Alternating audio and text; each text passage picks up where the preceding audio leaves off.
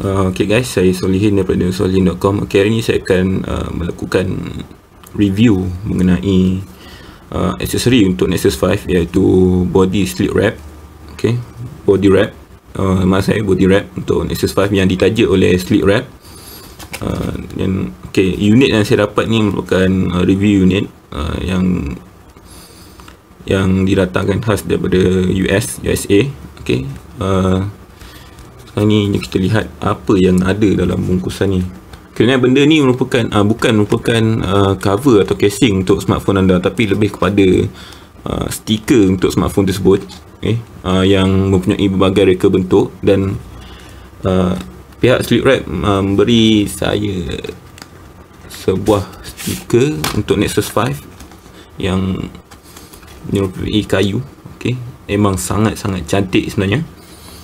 Okay, seperti yang anda dapat lihat, ini untuk bahagian depan smartphone, ini untuk charger kalau tidak silap saya. Okay, bahagian tepi dan juga bahagian belakang termasuk lens, bahagian lens. Okay, selain itu sleeve wrap juga turut menyertakan jika anda membeli benda ni, anda akan turut mendapat screen protector percuma untuk smartphone anda. See, anda boleh lihat layari Facebook diorang, Twitter, Pinterest ataupun Instagram sleeve wraps.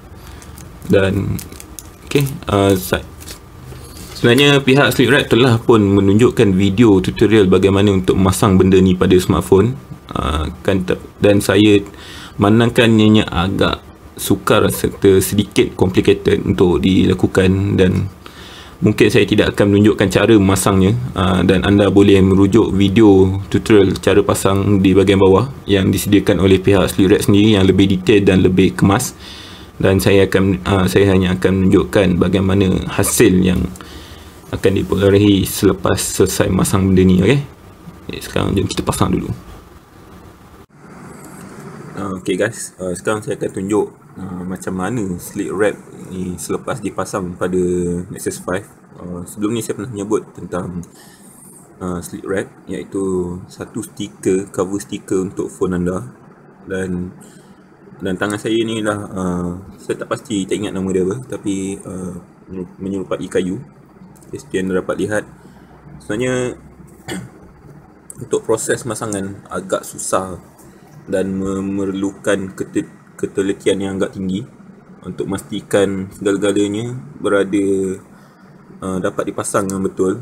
Okay, dalam video sebelum ni saya tunjuk antara perkara yang akan anda dapat dalam bungkusan sleeve wrap tu.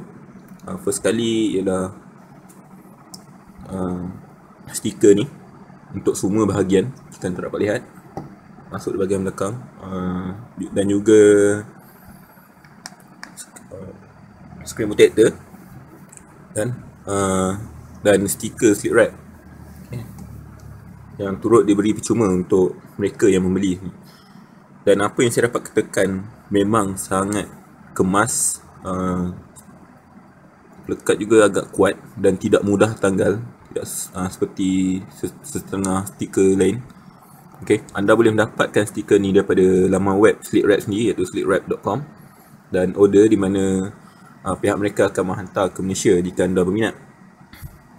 Dapat banyak pilihan sebenarnya. Okay, anda boleh pilih sama ada versi glow in the dark ataupun lain-lain.